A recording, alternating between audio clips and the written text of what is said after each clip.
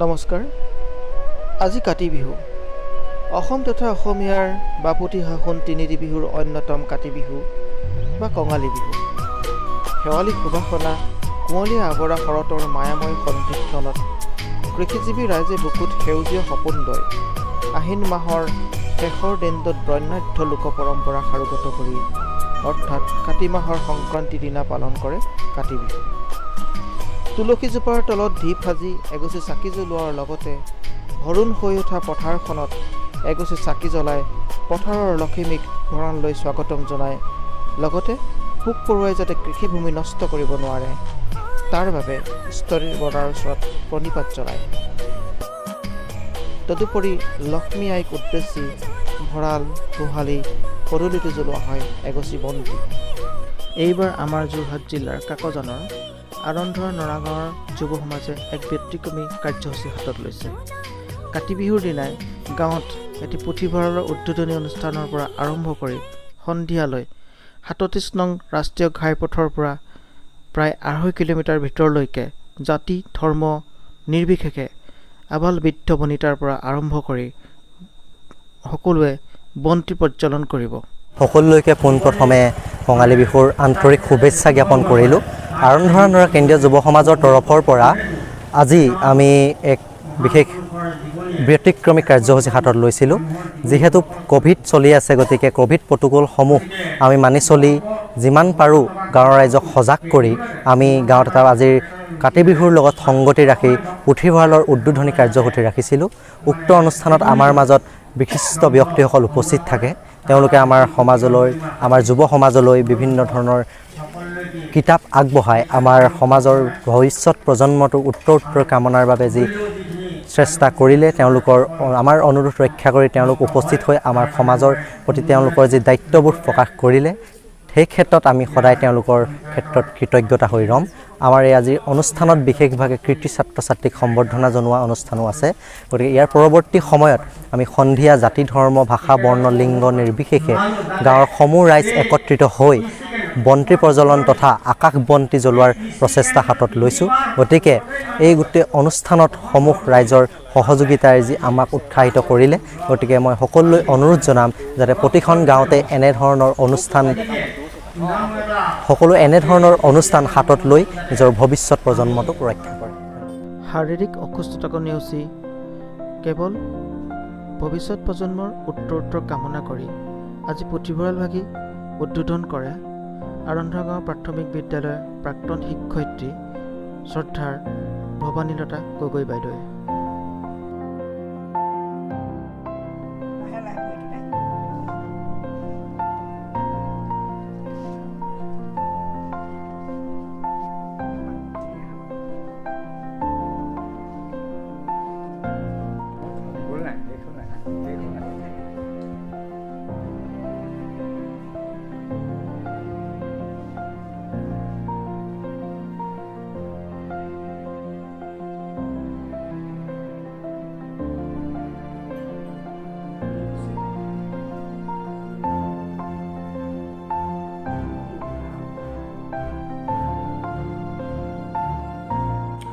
আজি উদ্বোধনী অনুষ্ঠানটি হাত ধৰে যুৱ সংঘৰ সম্পাদক ধ্ৰুৱজ্যোতি চাংমাই। এই সভাখনিত বহু গণ্যমান্য ব্যক্তিয়ে উপস্থিত থাকি তেওঁলোকৰ বহুমূলীয়া ভাষণ প্ৰদান কৰে এনেদৰে।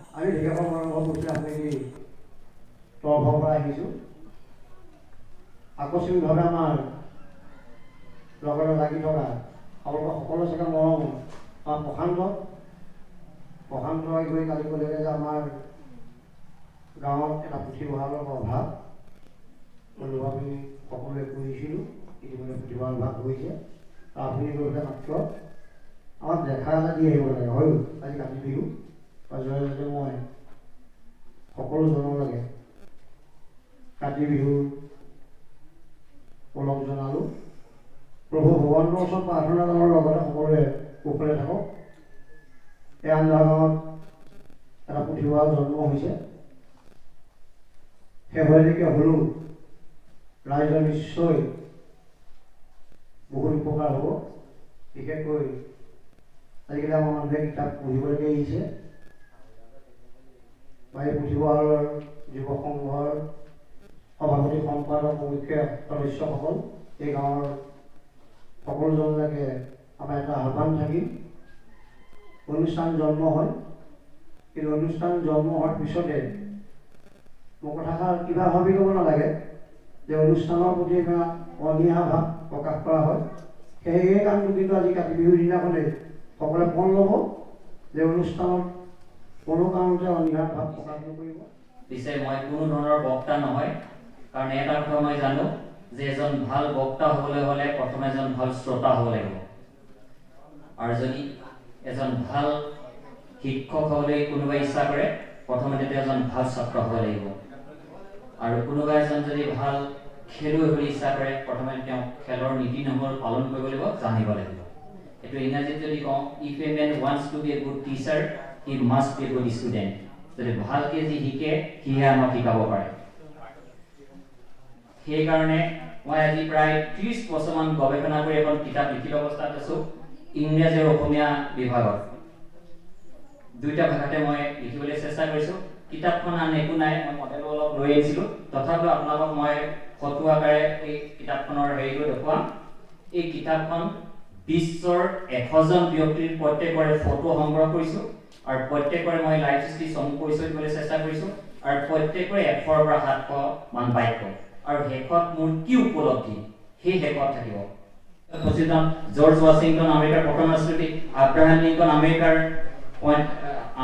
16ম ৰাষ্ট্ৰপতি। You can fool some of the people all of the time, all of the people some of the time, but you cannot fool all the people all the time. তুমি কিছুমান মানুহক সকলো সময়ৰ কাৰণে মূৰ্খ বনাব পাৰিবা, সকলো মানুহক কিছু সময়ৰ কাৰণে মূৰ্খ বনাব পাৰিবা, কিন্তু সকলো মানুহক সকলো সময়ৰ কাৰণে মূৰ্খ বনাব নোৱাৰা। It is not my speech, এইটো মোৰ বাক্য নহয়। এজন পৃথিৱী বিখ্যাত আমেৰিকাৰ নিচিনা এখন অতি উন্নত দেশৰ 16তম ৰাষ্ট্ৰপতি, তেওঁ দুবাৰকৈ ৰাষ্ট্ৰপতি আছে, পিছত গুলি মাৰিলে। আজি আজাৰবাইজানৰ যিটো যুদ্ধ হৈছে, কিমান শ হাজাৰ হাজাৰ মানুহ মৰি গৈছে। কালি যে কালি পাকিস্তানৰ যুদ্ধ নহ'ব, এই যুদ্ধৰ মূলতে হ'ল আমাৰ বাছখনৰ যেতিয়া ড্ৰাইভাৰবিলাকৰ ভুল হ'ব, বাকী পেচেঞ্জাৰবিলাক তাৰ মৃত্যুৰ কাৰণ হৈ পৰে। সেইকাৰণে ড্ৰাইভাৰবিলাক ঠিক হ'ব লাগিব, তাৰমানে ৰাজনীতি হৈ গ'ল। সেইকাৰণে we should follow' the path of Srikrishna. কথাটো এই ধৰণৰ মই মাজতে কথাটো কৈছোঁ, বহুত কথা ক'বলগীয়া আছে।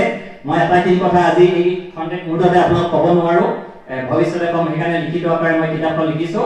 সেইকাৰণে মই নামবোৰ এফালৰ পৰা কৈ দিছোঁ, কিতাপখনত কি কি থাকিব আৰু মোক প্ৰশ্ন কৰিব পাৰে। আৰু মই পৃথিৱীৰ 700 কোটি মানুহক চেলেঞ্জ দিবলৈ এই কিতাপখন লিখিছোঁ। আৰু শংকৰদেৱে যদি বুঢ়া বৃক্ষখন সাঁতুৰি পাৰ হৈছিলে, মোৰ লক্ষ্য হ'ল পৃথিৱীৰ আটাইতকৈ বহল নদী আমাজন নদীখন সাঁতুৰি পাৰ। শংকৰদেৱে যদি সাগৰটো লুকিয়াইছিলে, কিতাপত পাইছিলোঁ, মইতো দেখা নাই আৰু আপোনালোকেও দেখা নাই, কিতাপত পৰিছে। যদি সাগৰটো লুকিয়াইছিলে, তেতিয়া মোৰ লক্ষ্য সিংহটো লুকিওৱা।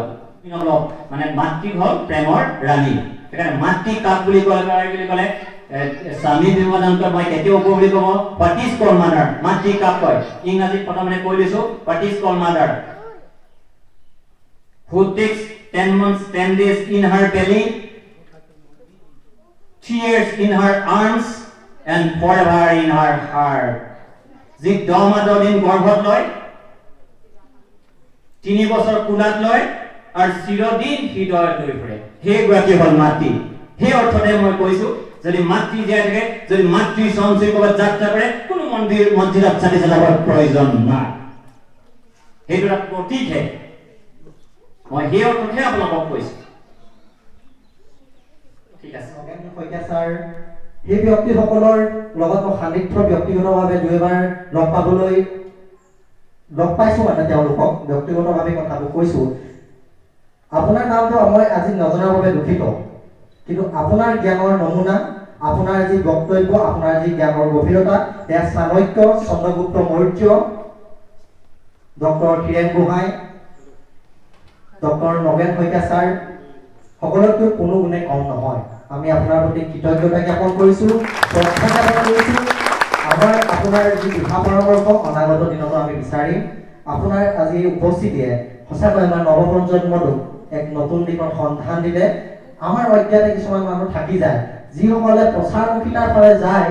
মই প্ৰচাৰমুখিতাটো বৰ এটা ভাল নাপাওঁ, কিন্তু যিসকলে আজিকালি প্ৰচাৰমুখিতাৰ এটা যুগ চলিছে, কিন্তু প্ৰচাৰমুখিতাৰ বিপৰীতে গৈ আজি যিসকল মানুহে প্ৰকৃত অৰ্থত সমাজৰ বাবে কিবা এটা কৰিছে, তেওঁ হৈছে দিলীপ বৰপাত্ৰ গোহাঁইৰ দৰে মানুহসকল তেওঁৰ বাবে এটা হাত চাপৰে মই তেওঁক অভিবাদন জনাইছোঁ তেওঁৰ বাবে এইখিনি বক্তব্য যথেষ্ট চমু কিন্তু তেওঁৰ যি জ্ঞানৰ গভীৰতা মই সময়ৰ অভাৱৰ স্বত্তেও মাত্ৰ 3 মিনিট সময় আপোনাক দিবলৈ পাইছোঁ তাৰ বাবে মই যথেষ্ট দুখিত আপোনাৰ বাবে সমগ্ৰ দিনটো যদি মই আপোনাৰ প্ৰশংসা কৰোঁ তাৰ কোনো দিনত নাই সেয়া কেৱল কমেই হ'ব ধন্যবাদ এইখিনি এটা ৰাস্তা আছে সেইটো আমাৰ পঞ্চায়তে কোনো ৰকম আমি সমাধান কৰিব নোৱাৰোঁ আৰু দেখিছোঁ আমি সমাজৰ আমাৰ যিটো হাজৰিকা আছে তাৰ বিশেষ তেখেত সমাজৰ লগত জড়িত ব্যক্তি আৰু এতিয়া গৈ আমাৰ যিটো ভদেশ্বৰ বৰগোহাঁই ঘৰৰ ফালে গৈ লাডুৰে সংযোগী পথ এই পথটো তেখেতে যাতে কিবা এটা পিডব্লিউডিত অন্তৰ্ভুক্ত হৈ আছে আমি জানিব পৰা মতে এইটো যদি তেওঁলোকে তেখেতৰ যোগেদি এই ৰাইজক উপকৃত কৰে তেখেতে ৰাইজে যথেষ্ট আশীৰ্বাদ কৰিব মই ভাবিছোঁ ৰাইজেও সুচল হ'ব যাব পৰাকৈ আমি সৰু সেইখিনি তেখেতক মই অৱগত কৰিছোঁ আৰু এই সৰু সৰু যিবিলাক কাম এই অঞ্চলৰ কথা এই অঞ্চলখন সভাই ইয়াত যেতিয়া মই এই অঞ্চলৰ কথাকে কৈছোঁ এতিয়া আমাৰ কলিতা চুক বুলি আছে এতিয়া ৰাস্তা এটা প্ৰায় সম্পূৰ্ণ হৈছে বৰ দ হয় একমান পানী হয় আৰু এটা ৰাস্তা আছে মই এতিয়া অহা যোৱা কৰি থাকোঁতে যদি সেই চুকটো ঢুকোৱা নাছিল আচৰিত ভাবিব এনেকুৱা এটা ৰাস্তা যিটো জকাই চুক বুলি কয় আপোনালোক গৈছে কলিতা চুক জকাই চুক সামান্য বৰষুণ দিলে মানুহজন মটৰচাইকেলটো আনিব নোৱাৰে কোচত বা কাম কোলাটো আনিব লাগিব ভৰিটা যদি ভাগে সেই ৰাস্তাটো এইবুলি অলপ পুঁজি দিয়া হৈছে পঞ্চায়তৰ পৰা 14 ফাইনেন্সৰ ফালৰ পৰা চতুৰ্থ বিত্ত আয়োগৰ পৰা এই খৰালি হ'লেই কামটো আৰম্ভ হ'ব আপোনালোকে গাঁৱৰ মানুহ তাত এখন কমিটি সমিতি পাতি দিছে গতিকে তেখেতলোকে চোৱা চিতা কৰিব কামটো সুন্দৰকৈ হ'লে মানুহখিনি যাতে আহিব পৰা এটা সুচল ব্যৱস্থা হয় তেনেকুৱাবিলাকে আমি চিন্তা চৰ্চা কৰাৰ কামখিনি বুলি মই ভাবোঁ আৰু সেইটো এইবুলি অতি সোনকালে হ'ব আৰু বাকী মই এই প্ৰধান শিক্ষকগৰাকীক কৈছোঁ ইয়াত কণ ছাত্ৰ ছাত্ৰী পঢ়ে এই অঞ্চলৰ শিক্ষাদান কৰিবলৈ শিক্ষা লাভ কৰিবলৈ আহে তেখেত এজন শিক্ষাগুৰু সৰু ল'ৰা ছোৱালীবিলাক কথা বুজিছে অভিভাৱকসকলে নিশ্চয় ইয়াত আছে কোনোবা ইয়াত পানী হয় ইয়াত ফিল্মৰ যিটো কথা কৈছে মই এই সভাতে কৈছোঁ যদি আকৌ আমাৰ 14 ফাইনেন্সৰ পইচাবিলাক আমি বিতৰণ কৰি ইতিমধ্যে শেষ হৈছে যদি 15 ফাইনেন্স বুলি এটা পুঁজি আমালৈ অহা কথা আছে যদি আহে গাইডলাইন অৱশ্যে অহা নাই কেনেধৰণে খৰচ কৰিব লাগিব যদি আহে আমি পৰাপক্ষত এইকেইটা কামত চকু দিম এই অঞ্চলৰ মূল এটা অনুষ্ঠান হিচাপে এই মঞ্চই হওক এই স্কুলৰ বিদ্যালয়ৰ খেলপথাৰখনেই হওক বা এই নতুবা এই পুথিভঁৰালৰ কামেই হওক এনেকুৱাবিলাক আমি কৰিবলৈ যত্ন কৰিছোঁ আৰু বৰ দীঘলীয়া নকৰোঁ বিশেষ এজন বহুত ব্যক্তি আছে অৱস্থা হৈছিল তেখেতৰ পৰা মই আশীৰ্বাদ ল'ব বিচাৰিছোঁ জ্ঞানতকৈ আগত কোনো হ'ব নোৱাৰে মই এজন শিক্ষকৰ ল'ৰা জ্ঞানৰ আগত কিবা হ'ব পাৰে বুলি সৰুকালৰ পৰা লিখি অহা নাই বোধ কৰি অহা নাই আজিৰ সভাখনলৈ নিমন্ত্ৰণ কৰাৰ বাবে মই উদ্যোক্তা যুৱকসকলক অন্তৰৰ অভ্যন্তৰৰ পৰা ধন্যবাদ এইকাৰণেই দিছোঁ যে মই এক নতুন যেন আজি এটা মোৰ কাৰণে যেন এক নতুন দিগন্তৰ ঘোষণা হ'ল বৰপাত্ৰৰ কথাখিনি শুনি এনে এটা অনুভৱ হ'ল যে একোপা ফটো প্ৰথমতে মই আহি থাকোঁতেই তেখেতে বক্তৃতা দি আছিল ফটোখিনি দেখুৱাই যেতিয়া তেওঁ এখনৰ পিছত এখন কথা কৈ আছিল সেই সময়ত মই ভাবিছিলোঁ বৰ দীঘলীয়া হ'ব আমনিদায়ক হ'ব কিন্তু যেতিয়া তেখেতৰ কথাখিনিৰ ভিতৰলৈ মই সোমাই গৈছিলোঁ ফটোখন চাই যেতিয়া তেখেতে ব্যক্তিজনৰ বিষয়ে ইমান গভীৰভাৱে তেওঁ সোমাই গৈছে জ্ঞানৰ ভিতৰত অন্যথা এই কথা কোৱাটো মুখস্থ কৰি কোৱাটো সম্ভৱ নহয় আৰু সেয়া তেখেতৰ অভিব্যক্তিটো হৈ পৰিছে আৰু ময়ো তেনেকৈ উদ্যোক্তাই কোৱাৰ দৰে অতি দুখিত যে মোৰ তেনে ঘৰৰ ওচৰতে যদিও অৱশ্যে বাহিৰে বাহিৰে বহুদিন থাকিলোঁ তেখেতক এতিয়ালৈকে চিনি নোপোৱাৰ বাবে মই ক্ষমা বিচাৰিছোঁ কথা নকওঁ আইসকল ভনীসকল কণ মহিলাসকল ৰ'দত শুকুৱাই কথা কোৱাৰ ইচ্ছা মোৰ একেবাৰে নাই তথাপিও দুটামান কথা কৈ মই সামৰণি মাৰিম আমাৰ ওচৰতে বেলেগ এখন সভা আছে ফোন কৰি আছে বেয়া নাপাব আমি যি কওঁ স্পষ্ট ভাষাত কওঁ কাৰণ বীৰ লাচিত সেনা অসমৰ আপোচবিহীন কথাবাৰ্তাৰ বাবেই আমি জনাজাত আমাক ভাল পাই ৰাইজে মৰম কৰে এই ডায়াসখনত যদি এগৰাকী মহিলা মই দেখিবলৈ পালোহেঁতেন তেতিয়াহ'লে নাৰীৰ অধিকাৰ সমান বুলি কৈ থকা মানুহবিলাকৰ যে অন্তৰৰ ভিতৰৰ পৰা কথা কয় সেই কথা প্ৰমাণিত হ'লহেঁতেন বুলি মই ভাবোঁ। অন্ততঃ এগৰাকী নাৰী এই আৰধৰা গাঁও যিখন সভ্যতা সংস্কৃতি অতীজৰে পৰা আজি নহয়, আমি সৰু কালৰে পৰা ইয়াৰ যি সংস্কৃতি, ইয়াত যি নাটক হয়, ভাওনা হয়, বিভিন্ন সাংস্কৃতিক কাৰ্যসূচী হয়, নতুন প্ৰজন্মৰ যুৱতীসকল আছে, এই ডায়াসখনত এগৰাকী নিশ্চিতভাৱে নাৰীক দিব লাগিছে। এই কথা মই অকল আজিৰ মিটিঙত কৈছো, ইয়াৰ কথা নহয়। প্ৰত্যেকখন মিটিঙত কিন্তু আইসকলক দেখা যায় তামোল বিলাই থকা, চাহ বিলাই থকা। আমাৰ সভাখন আৰম্ভণি কৰা হৈছিলে দিনৰ 12 বজাত। যিহেতু আমাৰ অনুষ্ঠানৰ মূল বিষয় আছিলে পুথিভঁৰাল উদ্বোধন, আমাৰ সমগ্ৰ বিষয়টো আছিলে পুথিভঁৰাল উদ্বোধন। আপুনি যিহেতু যিটো ক্ষোভ প্ৰকাশ কৰিছে সেইটো অত্যন্ত সুখী যে মই বাকীসকল আপুনি যথেষ্ট অহা পলম হ'ল, আপোনাৰ মনোভাৱ জানি মই অত্যন্ত সুখী যে আমাৰ সমাজখনত মহিলাসকলৰ বাবেও ইমান ভাবিব পৰা নেতা আমাৰ মাজত আছে। কিন্তু আপুনি জানি ভাল পাব যে আমাৰ যি পুথিভঁৰালৰ উদ্বোধন তাৰ বাবে আমি মুখ্য অতিথি হিচাপে নিমন্ত্ৰণ জনাইছিলোঁ এই অনুষ্ঠানৰ বটবৃক্ষস্বৰূপ প্ৰায় 86 বছৰীয়া শ্ৰীযুতা ভৱানীলতা গগৈ বাইদেউ। তেওঁ আমাৰ প্ৰথমতে আহি আমাৰ লাইব্ৰেৰীটো উদ্বোধন কৰি থৈ গৈছে। তেওঁ স্বাস্থ্যজনিত সমস্যাৰ কাৰণে আমাৰ মাজত উপস্থিত থাকিব নোৱাৰিলে। তেওঁ অন্য কোনো ধৰণৰ সামাজিক অনুষ্ঠানৰ লগত আজিৰ পৰা 4-5 বছৰ জড়িত নহয়, কিন্তু তেওঁ মাত্ৰ গাঁৱৰ এটা পুথিভঁৰাল হোৱাৰ আনন্দতে আমাৰ মাজলৈ আহি আমাক উৎসাহিত কৰিছে। সম্পাদক সুধিছিলে যে নিজৰ মইনা পাইজা প্ৰতি চৰি এতিয়া মইনা পাইজা আছেনে? আছিলে এটা সময়ত, ঠিক 1960 চনৰ পৰা 1970 চনলৈকে, 75 চনলৈকে বৰ সুন্দৰভাৱে ইয়াত মইনা পাইজাত আছিলে। যাৰ নাম আছিলে নিজৰা মইনা পাইজা। সেই নিজৰা মইনা পাইজাতৰ লগত সংগতি ৰাখি আমি সেই সকলৰ শিশু মানে ছাত্ৰ LP স্কুলৰ হাইস্কুলীয় গৈছোঁ। সেই 1965 চন নিজৰা মইনা পাইজাতৰ লগত সংগতি ৰাখি আজি আমি যি চনত স্থিত হৈছোঁ, ইয়াত এটা পঞ্চায়তৰ গ্ৰাম সেৱকৰ ঘৰ আছে। এই ঘৰটো পঞ্চায়ত গ্ৰাম সেৱকজন 2 বছৰমান থাকি তেখেত গুচি গ'লগৈ। ঘৰটো অলাগতীয়া হৈ পৰি থাকিলে, ঘৰটো ভাঙিবলৈ লাগিলে। টেবুল চকী আলমাৰি ইত্যাদি আছে। এই ক্ষেত্ৰত গাঁৱৰ যুৱকসকল আজি নাম ওলাব লাগিব।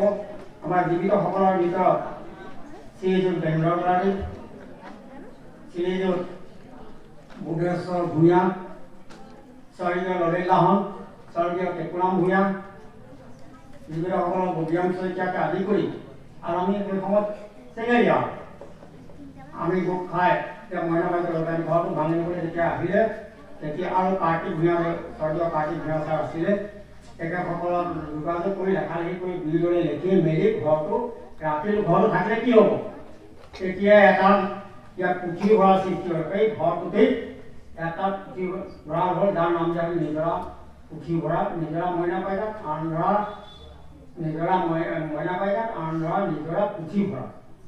এই পুথিভঁৰাল আৰু লগত আৰু এটা ৰকম এই পুথিভঁৰালৰ 5টা ৰুমত চিন্তা আছে। এটা ৰুমত আমি লক্ষী ভঁৰাল বুলি এটা ভঁৰাল স্থাপন কৰিছিলোঁ।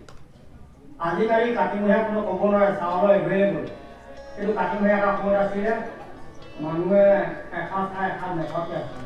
সেই প্ৰতি লক্ষ্য ৰাখি আমি লক্ষী ভঁৰাল কৰিছিলোঁ। প্ৰথমতে প্ৰত্যেকৰ ঘৰৰ পৰা এটা ডাঙৰীয়া নিশা কৰিছোঁ। তাৰপিছত কাতিমহীয়া মাৰি মাৰি ঘৰলৈ গৈ আঘোণ কাতিমহীয়া আভাজি লোকক দি আকৌ আঘোণমহীয়া তেখেতৰ পৰা এজন একোৰা বেছিকৈ লৈ লৈ আমি তাৰ গোটেই 4খন গাঁৱত দিব পৰা লক্ষী ভঁৰাল আছে।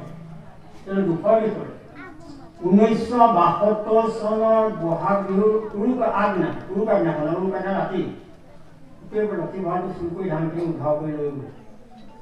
সেই সময়ত সেই তাৰ সম্পাদক মই আছে লক্ষী ভঁৰাল আৰু লক্ষী ভঁৰালটো গোটেই ধানখিনি লৈ ইয়াৰ পৰা ৰাতিয়ে উদ্ধাৰ। আৰু ঠিক মই সেই সময়ত তাৰ কৰ্মত ব্যস্ত কিতাপত আছিলোঁ। তাৰপৰা গম পালোঁ এতিয়া ফোনৰ যুগ নাই, মানুহে কয় যে এনেকুৱা হ'ল লক্ষী ভঁৰাল কৰি ল'ব। লগে লগে পিছদিনা আহিছে বাৰু, আহি গম পাইছে লক্ষী ভঁৰাল পুলিচ লৈ আহিলে কোনে নিলে কি হ'ল পিছত গম পোৱা হ'ল। কিন্তু সেইকেইজনী এতিয়া আজি নাই। তাতে বয়সস্থলোকো আছে সেইকেইজন গ'লগৈ লক্ষী ভঁৰাল গুচি গ'ল তাৰপিছত ক্ৰমে মানুহবোৰ ইফালে ইফালে যুৱকখিনি বয়সস্থ হ'ল চাকৰি পৰা যেনে গুচি গ'ল লাহে লাহে পুথি ভঁৰালটো আৰু সেই ঘৰটো ক্ৰমে ভাগি চিঙি যাবলৈ ধৰাত ইয়াৰ সা সামগ্ৰীখিনি আজিও হয়তো টেবুল এখন হ'লেও থাকিব লাগিব ভুলেশ্বৰ গুণাৰ কথা আলমাৰি এটাই টেবুল এখনে তাতে জমা কৰি এতিয়া তাৰপিছত পুথিভঁৰাল গ'ল নাই আজি ভাল লাগিছে এটা সপোন বাস্তৱত পৰিণত হ'ল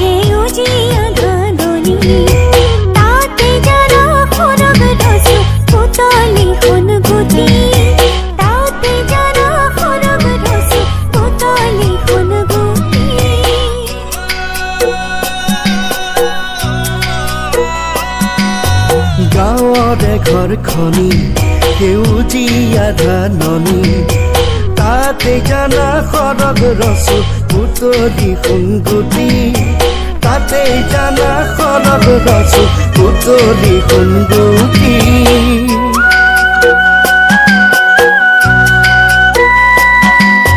কাতি বিহু আহিল যায় কাতি বিহু আহিল কাতি বিহুত সকলোতে চাকি বন্তি জ্বলে কাতি বিহুত ঘৰে ঘৰে চাকি বন্তি জ্বলে কাতি বিহু আমি জাতি বৰ্ণ ধৰ্ম নিৰ্বিশেষে উদযাপন কৰিবলৈ লৈছোঁ সমূহ গাঁওবাসী ৰাইজে পদূলিৰ মুখে মুখে বন্তি জ্বলাইছে যুৱক যুৱতী আই মাতৃসকল ল'ৰা ছোৱালী আবাল বৃদ্ধ সকলো এই বিষয়টোত জড়িত হৈ আজি সন্ধ্যাটো বন্তি প্ৰজ্বলনেৰে কাতি বিহু উদযাপন কৰাৰ ব্যৱস্থা কৰা আন্তঃৰাষ্ট্ৰীয় খ্যাতি সম্পন্ন শৰীৰ চৰ্চাবিদ কুশল চাংমাইক এটা গছপুলি প্ৰদানৰ বাবে মই শতাব্দী ফুকনক আহ্বান জনাইছোঁ। আজি যিহেতু আমাৰ সভাৰ মূল বিষয় আছিলে যে গাঁৱৰ পুথিভঁৰাল এটাৰ প্ৰয়োজনীয়তা গাঁৱত নৱপ্ৰজন্মক উদ্দেশ্যি শৰীৰ চৰ্চাৰ গুৰুত্ব তথা নৱপ্ৰজন্ম অনাগত দিনবোৰত কেনেদৰে সময়ৰ লগত মিলি আগবাঢ়ি যাব পাৰিব গতিকে মই আন্তঃৰাষ্ট্ৰীয় খ্যাতিসম্পন্ন শৰীৰ চৰ্চাবিদ কুশল চাংমাই ডাঙৰীয়া নৱপ্ৰজন্মক উদ্দেশ্যি দুআষাৰ মন্তব্য আগবঢ়াবলৈ অনুৰোধ জনাইছোঁ। আজি উপস্থিত আৰন্ধাৰ গাঁওবাসী সমূহ ৰাইজ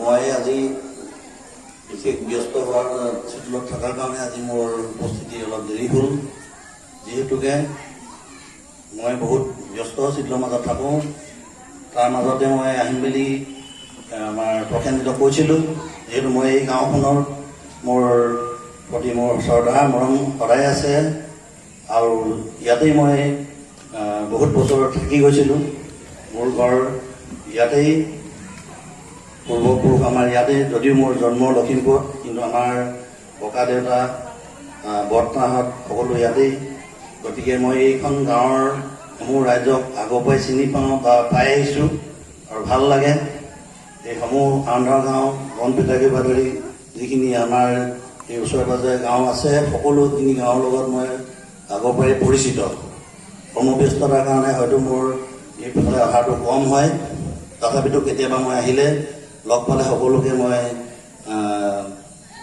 দুই এষাৰ কথা পাতি যাওঁ। আৰু বিশেষকৈ আজি 2-3 দিনৰ আগতে মোক প্ৰসেনজিতে কৈছিল যে এনেকৈ আমি আন্ধা গাঁৱত এটা পুথিৰ ভঁৰাল এনেকৈ আজি আমি নতুনকৈ গঠন কৰিবলৈ লৈছোঁ। আৰু এই পুথিভঁৰালখনত আপুনি আমাক দেখা দিলে ভাল পাম।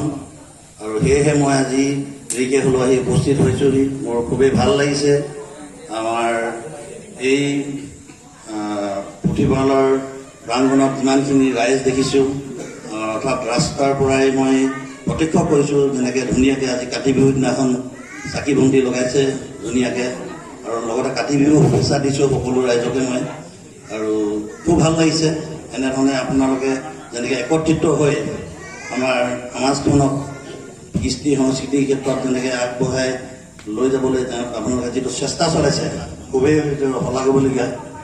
আৰু বিশেষকৈ পুথিভঁৰালটোৰ যিখিনি প্ৰয়োজনীয়তা সেইখিনি আপোনালোকে যি উপলব্ধি কৰিছে উঠি অহা নৱপ্ৰজন্মৰ কাৰণে বিশেষকৈ এই পুথিভঁৰালৰ পৰাই তেখেতসকলে বিভিন্ন ধৰণৰ কিতাপ পঢ়ি যি জ্ঞান আহৰণ কৰিব, সেই জ্ঞান আহৰণ কৰি আমাৰ সমাজখন শিক্ষা জগতত তেখেতসকলে যথেষ্টখিনি আগবাঢ়ি যাব পাৰিব বুলি মই আশাবাদী।